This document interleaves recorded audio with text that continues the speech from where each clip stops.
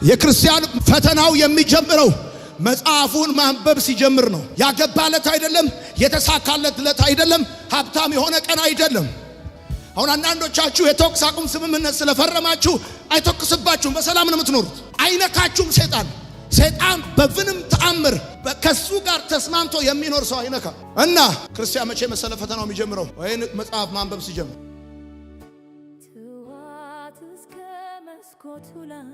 የተሰወረ መዝገብ እዚህ ውስጥ አለ። ብዙ እንቁ እዚህ ውስጥ አለ። ይኸውልህ የክርስትናን አይነተኛ ልዩ ባህሪ የምትረዳው በፈተና ውስጥ ነው። ለካ እንዲህም አለ ትላለህ በፈተና ሲገጥምህ። ለካ እንዲህም አለ፣ እንዲህ ብቻ አይደለም። ለካ ውጊያም አለ፣ መዝሙር ብቻ አይደለም። ለካ ዝማሬ ብቻ አይደለም፣ ለቅሶም አለ። ልክ ያ ሁኔታ ይገባሃል። ፈተና መልመጃ ነው። ይገርምሃል። አስተማሪያችሁ ትምህርት ቤት አንዱን ቻፕተር ያስተምራችኋል። ለየቀኑ ትምህርት የየቀኑ መልመጃል። ሆምወርክ ካለው የቤት ስራል። ለየቀኑ ትምህርት የየቀኑ መልመጃል። እቤት ገብተህ ምሰራዋል። ዛሬ እንኳን ነግርሃለሁ፣ ይሄን ትምህርት ከተማርክ በኋላ ለዚህ ሳምንት የሚሰጥ መልመጃል። ሰርተ የምትመጣው መልመጃል። እምትለማመድበት ነው። ፈተና ምንድነው ብለህ ካልከኝ መልመጃ ነው። ለተማርከው ትምህርት መከለሻ ነው። ዕውቀት ከንቱ እንዳይቀር፣ እምነት ከንቱ እንዳይቀር፣ ፍቅር ከንቱ እንዳይቀር በፈተና ይታሰራል። ሁለተኛ ፈተና ምንድነው? ፈተና መመዘኛ ነው። ያወቅነው በትክክል እንዳወቅነው የሚያስረዳ መመዘኛ ነው። ፈተና ያወቅከውን በትክክል እንዳወቅከው ትማራለህ። ኤፌሶንን ትማራለህ፣ ዮሐንስን ትማራለህ። አንድ አገልጋይ ይመጣል ያስተምራል። ስለ ፍቅር ያስተምራል፣ ስለ ትዕግስት ያስተምራል፣ ስለ መንፈሳዊ ውጊያ ያስተምራል፣ ስለ መስጠት ያስተምራል። እና ያወቅከውን በትክክል እንዳወቅከው ማሳወቂያ ነው። አለማወቅህን ለማወቅ ምክንያት የሆነ ነው። ደግሞ ታውቃለህ የማወቅ መጀመሪያ አለማወቅህን ማወቅ እንደሆነ። አንዳንድ ጊዜ መጽሐፍ ታነባለህ፣ የሆነ ነገር ታነባለህ፣ ቪዲዮ ትሰማለህ፣ ዩቲዩብ ትምህርት ምናምን ትሰማለህ። በጣም ያወቅክ ይመስላል፣ ትለጠጣለህ። ከዛ በፈተና ትበጠራለህ።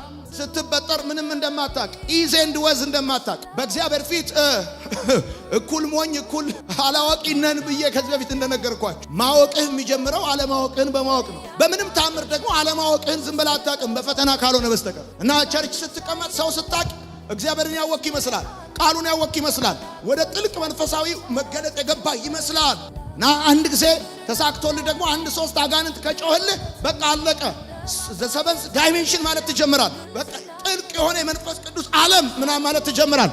ስለዚህ እግዚአብሔር ከመሬት ከፍ ስትል አለማወቅህን ሊያሳውቅህ ፈተና ውስጥ አልፋል። ፈተና ምንድነው ካላችሁኝ መመዘኛ ነው። መመዘኛ ነው። ፈተና መመዘኛ ነው። ያወቅከውን ነገር በትክክል አውቀዋለሁ። ከቲዮሪ በተሻለ ፕራክቲካል ማድረግ ትችላለህ ወይ? ፈተና መመዘኛ ነው። ፈተና ምንድነው ነው እያየን ያለው። ሶስተኛ ፈተና መሸጋገሪያ ነው። ወደ ቀጣዩ ዕውቀት፣ ወደ ቀጣዩ ክፍል፣ ወደ ቀጣዩ ምዕራፍ የምትሸጋገርበት ነው። ፈተና መሸጋገሪያ ነው። ይገርምሃል። ሌላ ሌቭል አለ ማለት ነው። ሰው መጽሐፍ እየገለጠ አልገለጥ ሲለው ምራቁን ያስነካና ይገልጠዋል። ብር እየቆጠረ አልገለጥ ሲለው ውሃ ወይም ምራቁን አስነክቶ ይገልጠዋል። ስለዚህ እንደዚህ ነው። አንድ ቻፕተር ላይ ያስገባሃል፣ ወደሚቀጥለው ቻፕተር ሊያሳልፍ ሲፈልግ ፈተና ያስነካና ነው የሚገልጥ። ፈተና አስነክቶ ይገልጣል። አታካቻቲላ ማታ ለመሰለ መምህሩ ድንቅ አስተማሪ ነው። ዋን ይር ያስተምርሃል። የሚቀጥለው ዓመት ይሄን ሌሰን እንድትደግመው አይፈልግም። ይሄንን ሌሰን ይሄንን ህይወት ደግመህ እንድትኖረው አይፈልግም። ይገርማል። እግዚአብሔር ታውቃለህ 2014 የኖርከውን ህይወት ደግመህ 2015 እንድትኖረው አይፈልግም። ስለዚህ 2015 ሌላ ህይወት ነው፣ ሌላ ክብር ነው፣ ሌላ በረከት ነው፣ ሌላ ድል ነው። ስለዚህ እንደዚህ ነው። ልክ 2015 ሊመጣ ሲል በ2014 እና በ2015 መካከል አታልፍም፣ አትሻገርም፣ አትወርስም የሚሉ ተግዳሮቶች ይመጣሉ። ለምን ሲባል እንድታልፍ፣ እንድትሻገር፣ እንድትወርስ ይሆናል። አሜን ይባላል። መሸጋገሪያ ነው። ፈተና ካለ ኔክስት ቻፕተር አለ። ፈተና ካለ ኔክስት ክላስ አለ፣ ኔክስት ሌቭል አለ። አማታካቻቲ ለማቴሌፌ ሌላ ፖዚሽን፣ ሌላ ከፍታ አለ። ይሄው እግዚአብሔር ምስክሬ ነው። በጥበት እየተቸገራችሁ ያላችሁ ሰዎች ወደ ስፋት እግዚአብሔር ያወጣችኋል። መሸጋገሪያ ነው። ይሄን እንደ ፕሮፌሲ ውሰዱ።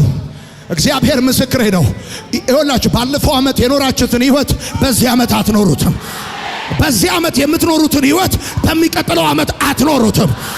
እግዚአብሔር እንደዚህ ብሎኛል። በኢየሱስም ፖዚሽናችሁ ይቀየራል። ሌፍላችሁ በኢየሱስም ይቀየራል። በቅርብ ወዳጆቻችሁ ከተዋረዳችሁ በሩቅ በማታውቋቸው ሰዎች ትከብራላችሁ።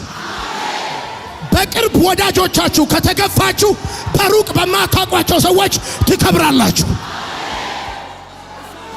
ለምን መሰለህ? እግዚአብሔር አስተማሪ ነው።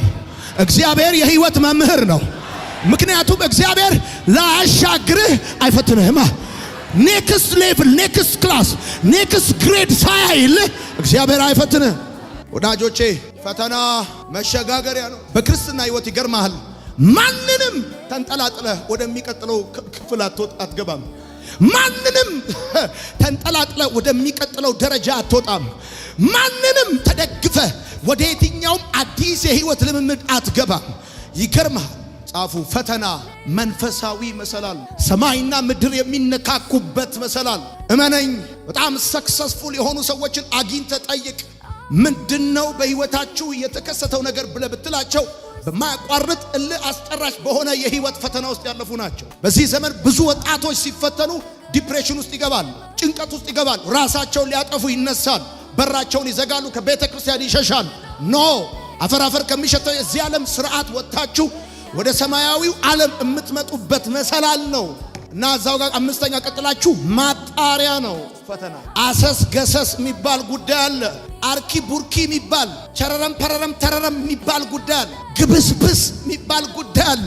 እነ ግብስብሶች ከላይ የሚራገፉበት ነው። ማጣሪያ ነው። ገለባው ከስንዴው የሚለይበት፣ መልእክት ያለው መልእክት ከሌለው የሚለይበት። አታካቻታና ማታ ላቫቲጋ አሚን ነው ወይ?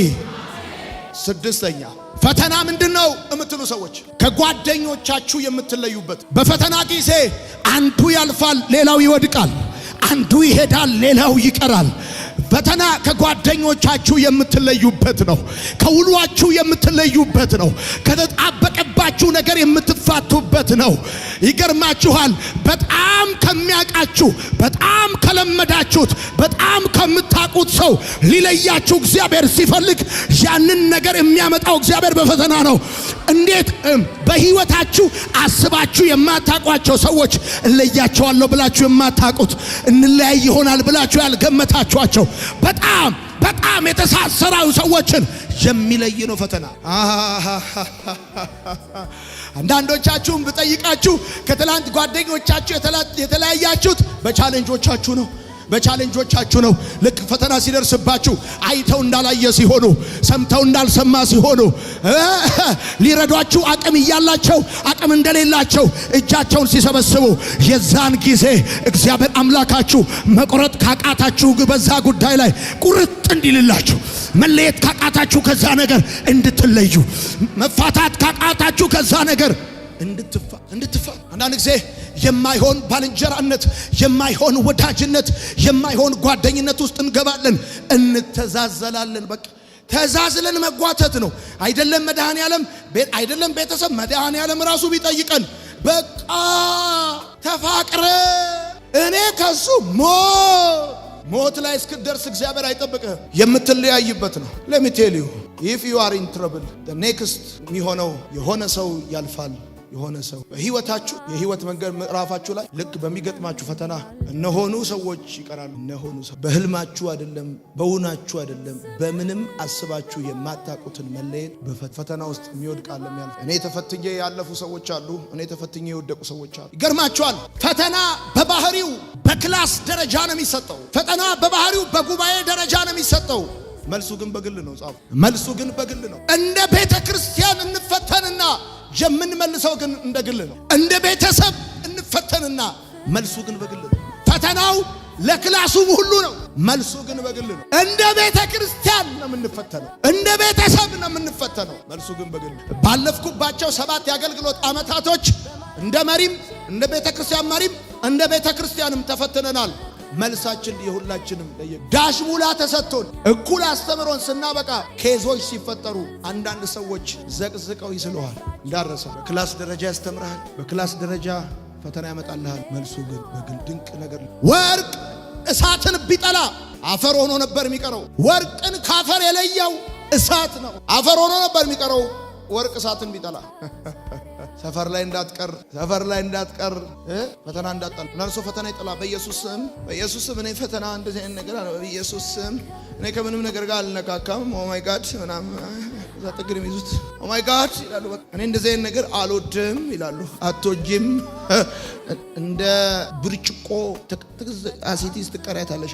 ብርጭቆ ነሽ ትቀሪያለሽ። ወርቅ እሳትን ቢጠላ አፈር ሆኖ ይቀር እንደነበር ሰውም ፈተና ቢጠላ ተራ ሰው ሆኖ ይቀራል። ፈተና የሚያመጡብን እነማን ናቸው? አንደኛ የመጀመሪያው ከእግዚአብሔር የሚመጣ ፈተና። ለምንድን ነው እግዚአብሔር የሚፈትነን ካላችሁ ስለሚተማመንብን ነው። ታውቃላችሁ አንዳንድ ጊዜ ወላጆች ልጆቻቸውን ትምህርት ቤት ሊያስመዘግቡ ሲሉ በፈተና የሚያስገቡ ትምህርት ቤቶች እና ወላጆች በልጆቻቸው ሲተማመኑ እጃቸውን ይዘው ሄደው ለፈተና ይሰጣሉ። የኔ ልጅ ይሄንንማ ስትሬት ነው የሚዘጋው። እግዚአብሔር ይገርማል። እግዚአብሔር የማይተማመንበትን ሰው አይፈትንም። ስለሚተማመንባችሁ ነው እግዚአብሔር የሚፈትናችሁ። ደግሞ እግዚአብሔር ያስተማረው ነው የሚፈትነው። ከእግዚአብር የሚመጣ ፈተና አለ። ከእግዚአብሔር የሚመጣ ፈተና ለምንድን ነው የሚመጣው ብለህ ከጠየቀኝ ስለሚተማመን እንደምትመልሰው እንደምታልፍ ደሞችን ብሎ ፈተና ደሞችን ብሎ ጥያቄ ለምን በለኛ ሰይጣን ዓለምን ጠቅላላ ዞሮ እግዚአብሔር ጋር መጣ። አንተ ስለምታበላው ነው የሚያመልክህ፣ ስለምትጠብቀው ነው የሚያመልክህ። ሰው ገንዘብ ካለው ችግር የለም ያመልካል። እግዚአብሔር ስለሚተማመን ኢዮብን ለፈተና አሳልፎ በድጎማ እንደማያመልከው በጥቅም እንደማያመልከው ስለሆነለት እንደማያመልከው ሰው ሁሉ ያይ ዘንድ እግዚአብሔር የሚተማመንበትን ባሪያውን ነው የሚፈትነው። ሆይ እያመለኩት እያገለገልኩት እየኖርኩለት እየሮጥኩኝ እግዚአብሔርን እየወደድኩኝ ለምንድን ነው ፈተነው የምትሉ ሰዎች ካላችሁ ቢኮዝ የሚወዳችሁ። ሁለተኛ ፈተና የሚያመጡብን ወዳጆቻችን እግዚአብሔር ስለሚተማመንብን ይፈትነናል። ወዳጆቻችን ስለሚጠራጠሩን ይፈትኑናል። ምን ማለት ነው? በአጭር አማርኛ ስለሚጠራጠሩን ይፈትኑናል ማለት ምን ማለት መሰለ? እያዩክ እኮ ነው ይደውሉልሃል። የት ነህ እያዩ እኮ ነው። አንተ ደግሞ እዚህ እኮ ነህ ያለውና የት ነህ ሲሉ አዲስ አበባ ነኝ ትላለህ። እያዩ እኮ ነው። በመጀመሪያ ባይጠረጥሩ ራሱ እንዴት የት ነህ ይሏል። እንደምትዋሻቸው ስለሚጠረጥሩ ከዛስ ሲፈትኑ ይጠረጥሩሃል። ስትወርቅ ምን ያደርጋሉ ሰዎች? ስለሚጠረጥሩ። ሶስተኛ ሰይጣን ነው ይፈትነናል። ለመጣል ይፈትነናል። እግዚአብሔርና ሰይጣን ልዩነታቸው እግዚአብሔር አስተምሮ ሲፈትነን ሰይጣን ሳያስተምር ነው ይፈትነን። ሰይጣን የሚፈትነን ለመጣል ነው የሚፈትነን። ሰይጣን ብቻ ነው ሊጥልህ የሚፈትንህ እንጂ ሞራል ሊሰጥ አይደለም የሚፈትነው። እግዚአብሔር ስለሚተማመንብህ እግዚአብሔር ስላስተማረ እንደምታልፍ እርግጠኛ ስለሆነ ይፈትናል። ሰውስ ስለሚጠረጥር አልቸገራቸውም እኮ ሳይቸገራቸው ቆይ እንደው ብድር ልጠይቋቸው ብር ፈልጌ ነው የለኝም ለምን ዛሬ ይሄንን ከሰማችሁ አሁን የምነግራችሁን ከሰማችሁ ለምንድነው እግዚአብሔር በፈተና ጊዜ ዝም የሚለው? ሆይ ለምንድነው እግዚአብሔር በፈተና ጊዜ ዝም የሚለው? አይወደኝም፣ አላሳዝነው፣ እንዲህ ሲጨነቅ፣ እንዲህ ሲቸገር፣ እንዲህ ሲጠበብ፣ እንባዬ ምግብ ሲሆን ከሰውነት ተርታ ሲወጣ ለምንድነው እግዚአብሔር በፈተናዬ ጊዜ ዝም የሚለው? ቢኮዝ መምህር በፈተና ሰዓት ስራው በትምህርት ጊዜ ያወራው መምህር በፈተና ጊዜ እጁን ወደ ኋላ አጣምሮ ክፍል ውስጥ ይዞራል። ስራው ነው። ዝም ማለት ስራው ነው። ሴሚስተሩ ሙሉ ያስተማረ መምህር፣ እየጮኸ ያስተማረ መምህር፣ እያቀፈ ያስተማረ መምህር ልክ ጥያቄውን ሲሰጥህ ከዛ ሰዓት ጀምሮ ቁልጭልጭ ብትል ብልጭ ብትል ብትጨነቅ መደመር ቢጠፋብህ ማባዛት ብትረሳ መምህር ያስተማረውን ተማሪ ሲፈትን ዝም ይላል። አሁን አዳራሽ ውስጥ በመንፈስ ቅዱስና በቃሉ አማካኝነት የሕይወታችሁ መምህር እግዚአብሔር ይጮሃል፣ ያስተምራችኋል። ስለ ፍቅር፣ ስለ ሕይወት፣ ስለ ትዕግስት አልፎ ስለ መሄድ ያስታጥቃችሁና ወደ ሕይወት ሜዳ ስትገቡ ዝም እዚህ ያስተማራችሁ እግዚአብሔር በምታውቁትም በማታውቁትም መልኩ ዕውቀትን የሰጣችሁ እግዚአብሔር በምትፈተኑበት ሰዓት እርሳሱን እንዲይዝልህ፣ ጥያቄውን እንዲያከብልህ፣ ማባዛቱን እንዲያባዛልህ ዶንት ኤክስፔክት። ይሄ የአስተማሪ ባህሪው ነው። በፈተና ሰዓት ዝም ማለት የመምህር ስራው ነው። የአስተማሪ ስራው ነው። የለፋበትን ተማሪ በፈተና ሰዓት ዝም መልሱን ይጠብቃል። ምን ብሎ እስከሚመልስ ድረስ ተማሪ ሆኜ ስለማቃቃለሁ ተማሪም ሆኜ ስለማቃቃለሁ ሴሚስተሩ ሙሉ ያስተማርኩትን እጄን ወደ ኋላ አድርጌ ገርመሃል። ዘመድህም ቢሆን ዝም ነው። ሰላምተኛህም ቢሆን ዝም ነው የምትል። ብዙ ቀን ዳስተር ይዞ ብላክቦርድ ያጸዳልህም ቢሆን የባለስልጣን ልጅም ቢሆን ዝም ነው የምትል። የባለ ሀብትም ልጅ ቢሆን ዝም ነው የምትል።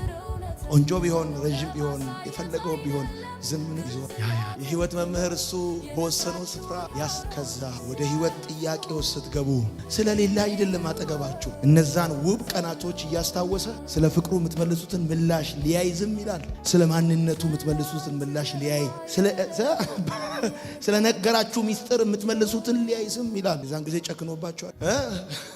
ከህይወት ሊያጎላችሁ ከበረከት ሊያስቀራችሁ ሳይሆን በሚቀጥለው ቀን ስማችሁን ከፍ አድርጎ ሊጠራና በጓደኞቻችሁ ፊት ሊሸልማችሁ በህይወታችሁ መዝገብ ላይ የሚገርም ማስታወሻ ሊጽፍላችሁ ዝም ይላል። የሱ እጅ የሌለበት የሱ እርዳታ የሌለበት የሱ አድሎ የሌለበት እናንተ ግን በማንነት ከሱ የሰማችሁት በመንፈሳችሁ ላይ የታተመ ድንቅ መንፈሳዊ አቅም በዛ ሁኔታ ቦግ ብሎ ሲወጣ የዛን ጊዜ መምህር ደስ ይለዋል። ይገርማል። እበለኝ አብዛኞቹ የኔ አስተማሪዎች ካስተማሩና ፈተና ከፈተኑ በኋላ 60 ተማሪ 50 ተማሪ ክፍል ውስጥ ቢኖር ከላይ መጀመሪያ የሚቀመጡት ከ50 እስከ 60 ያመጡ። እንደውም ብዙ ጊዜ አስታውሳለሁ 59 58 57 ያመጣን ተማሪዎች ይሰጠንና ከታች ያለው ለአንድ ተማሪ ስጣቸው ብሎ ይሄዳል። እና የክፍሉ አለቃ ነው እንትናትና ያውላችሁ እያለ የሚሰጠው መምህሩ ለነማን በእጁ እንደሚሰጥ በደንብ ያውቃል። ለሰሙት በእጁ ይሰጣቸዋል። ላዳመጡት በእጁ ይሰጣቸዋል። ዋጋ ለከፈሉ በእጁ ይሰጣቸዋል። እንግዲያውስ እንደዚህ ነግራችኋለሁ።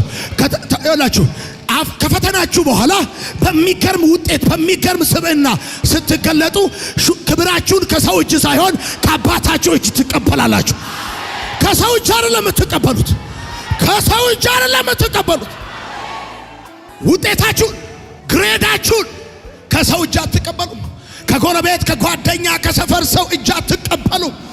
በዛ መከራ በዛ ንዳድ ውስጥ በዛ ጥያቄ ውስጥ በዛ ረሃብና እንግልት ውስጥ እግዚአብሔር አምላካችሁ ጋር ተጣብቃችሁ ያለፋችሁበትን ህይወት አክሊላችሁን ከሰው እጅ ሳይሆን ከእግዚአብሔር እጅ ትቀበላላችሁ። ራሱ በእጁ ይሰጣቸዋል። ከፍተኛው ነጥብ ያመጡትን ራሱ በእጁ ስማቸውን እየጠራ በኩራት ነው ስማቸውን የሚጠራው። በድል ነው ስማቸውን የሚጠራው። ይኸው እግዚአብሔር ምስክሬ ነው። በዚህ ትውልድ መካከል መታሰቢያ እግዚአብሔር ይሰጣቸዋል። በቤተ ክርስቲያን መካከል እግዚአብሔር መታሰቢያ ይሰጣቸዋል። ላትረሱ እግዚአብሔር መታሰቢያ ይሰጣቸዋል። በጦር ሜዳ ላይ ዋጋ የከፈሉ ሰዎች መንግስት መታሰቢያ ይሰራል። በሰላሙ ጊዜ የህይወት መምህር እሱ ሲያጫውትሽ በደንብ ከሰማሽውና በፈተና ጊዜ ሳትደናገጪና ሳትበደበጂ እሱ ላይ ታምነሽ ሁኔታውን ካለፍሽው አትጠራጠሪ። ያለፍሽበትን የህይወት እሳት ዋጋውን ከሰው አይደለም ከእግዚአብሔር ከራሱ እጅ ትቀበያለሽ። ከእግዚአብሔር ከራሱ እጅ። ሆይ እግዚአብሔር ለምንድነው ስፈተን ዝም የሚለው? ነገር ሲከብደኝ ዝም የሚለው? ቀን ሲጨልምብኝ ዝም የሚለው? ወዳጆቼ ፊታቸውን ሲያዞሩ ለምንድነው ዝም የሚለው? በህመም በችግር በማጣት በከፍታ በተቃውሞ በብዙ ሁኔታ ሲቸገር አይቶ ሲፈተን አይቶ ሲጨነቅ አይቶ ለምንድነው እግዚአብሔር ዝም የሚለው ብላችሁ ከጠየቃችሁ በፈተና ሰዓት ዝም ማለት የመምህሩ ባህሪ ነው። ባህሪው ነው ዝም ያሰዳቸዋል። የሀገሬ ልጆች ጎበዝ ተማሪውን ያውቃል መምህሩ። በዘመድ የገባውንም ተማሪ ያውቃል። ጎበዝ ተማሪም ያውቃል። ለምንድነው እግዚአብሔር ዝም የሚላችሁ? ጻፉ። እግዚአብሔር በፈተና ሰዓት ዝም ማለቱ መምህርነቱ ነው የሚያሳየው። ወዳጆቼ በፈተና ሰዓት ሰዎች ሲርቁን ልናዝን አይገባንም። ምክንያቱም ሲጨልም የገዛ ጥላችንም ይርቀናል፣ የገዛ ጥላችንም ይሸሸናል። በፈተና ሰዓት ሰዎች ሲርቋችሁ ልታዝኑ አይገባችሁ። ለምን ቢባል ሲጨልምባችሁ እንኳን አይደለም ወዳጃችሁ የገዛ ጥላችሁም ይሸሻል። ይሄ ቀኑ ሙሉ ሲከተላችሁ የነበረ ጥላ ልክ ሲጨልም ይሸሻል። ባህሪው ነው። ሰው ሲነጋ መጥቶ ሲመሽ መሄድ፣ ሲሞላ መጥቶ ሲጎድል መሄድ፣ ስትበረቱ መጥቶ ስትደክሙ መሄድ ባህሪው ነው። በዚህ አትገረሙ፣ በዚህ አትደረጉ። ሲሆንላችሁ መጥቶ ሲበላሽባችሁ መሄድ ሰው ባህሪው ነው። ወዳጆቼ አንድ እውነት ልንገራችሁ። ለምንድነው እግዚአብሔር በፈተና ሰዓት ዝም? እግዚአብሔር ሕይወታችንን ተንቀሳቃሽ መጽሐፍ ሊያደርገው ስለሚፈልግ ተንቀሳቃሽ ላይብረሪ ነው የሚያደርግ እግዚአብሔር። ካንተ በኋላ የሚመጣን ትውልድ ስለምንም ይፈልግ ሂድ እሱ ጋር ነው። ያው ላይብረሪ ነው የሚያደርግ። ፓስተር ተስፋዬ ጋቢሶን ስታወራው ሰዓቱ እንደሄደ ትዝ አይልህም? ይጣፍጥሃል። በመከራ እሳት ተፈትነው ያለፉ ሰዎች ሕያው ላይብረሪ ነው የሚሆኑ። ተንቀሳቃሽ መጽሐፍ ነው የሚያደርጉ። ብትገለጥ አታልቅ። ብትገለጥ አዲስ፣ ብትገለጥ አዲስ፣ ብትገለጥ አዲስ። ደግሞ ኩንታል ሙሉ ገለባ ሳትሆን ሰብስታንስ ያለ ፍሬ ያለ መልእክት ያለ ትምህርት ያለ ቅባት ያለብህ። ትናንትና እኛ ቤተክርስቲያን አንድ አገልጋይ መጣ። ቤተክርስቲያኑን ከጀመርኩኝ 2 ዓመት ተኩል ነው እና አንዳንድ ምክር እንድትመክረኝ ፈልጌ ነው አለና ሲገባ የኛ ቤተክርስቲያን 2 አገልጋዮች አጠገብ ያሉ ሊወጡ ሲሉ ቁጭ ብለው አልኳቸው እና እስቲ ምንድነው የተቸገርክበት አልኩት። የእግዚአብሔር ሰው ለ2 ዓመት ተኩል ቤተክርስቲያን ፕላንት አድርጌ ያገለገልኩ ነው። የተቸገርኩባቸው እነዚህ ነገሮች ናቸው ብሎ መተንተን ሲጀምር አጠገቤ የተቀመጡት የኛ ቤተክርስቲያን አገልጋዮች መሳቅ ጀመሩ። ለምን ሲባል እሱ የሚያወራቸውን ነገሮች በጠቅላላ አጠገቤ የተቀመጡት ከኔ ጋር እየዳሰሷቸው እየዳበሷቸው ያለፍናቸው። ስለሱ ቤተክርስቲያን ሲያወራ ስለኛ ቤተክርስቲያን የሚያወራ ይመስላል። እሱ የገጠመውን ነገር ሲያወራ የኛ ቤተክርስቲያን አንድ አባል በእጃዙር ነግሮት ይመስላል። ምክንያቱም የሆነ ሁኔታ ውስጥ ገብተሃል፣ ወጣሃል፣ ገብተሃል፣ ቀረህ። ስትወጣ የሚቀጥለው ትውልድ ካንተ በኋላ የሚመጣው እዛ ሁኔታ ውስጥ እንዴት ገብቶ እንዴት እንደሚወጣ አይዲያ የለውም። እግዚአብሔር እንደተናገረው እንደዛ እንደሆነ መጽሐፍ ሲናገር እንደተናገረው እንዲሁ እንዲያደርግ እግዚአብሔርን አምነዋለሁ አለ ጳውሎስ አይደል? የጳውሎስን ሐዋርያ ሥራ ያነብና አንተ ሕይወትህን ሲያይ ሰምቷል፣ ትንቢት ሲነገር ሰምቷል፣ ትንቢት ሲነገር ጉባኤ ቁጭ ብሏል። አከብርሃለሁ፣ አደርስሃለሁ፣ ሻግርሃለሁ፣ አሳልፍሃለሁ ሲል ሰምቷል። ከዛስ ጉድጓድ ስትገባ መከራው ስትገባ ይከታተላል። ተገፋ፣ እንዲሁ ሰደቡት፣ ወደቀ፣ ጨለመበት፣ ያያል ሁሉን።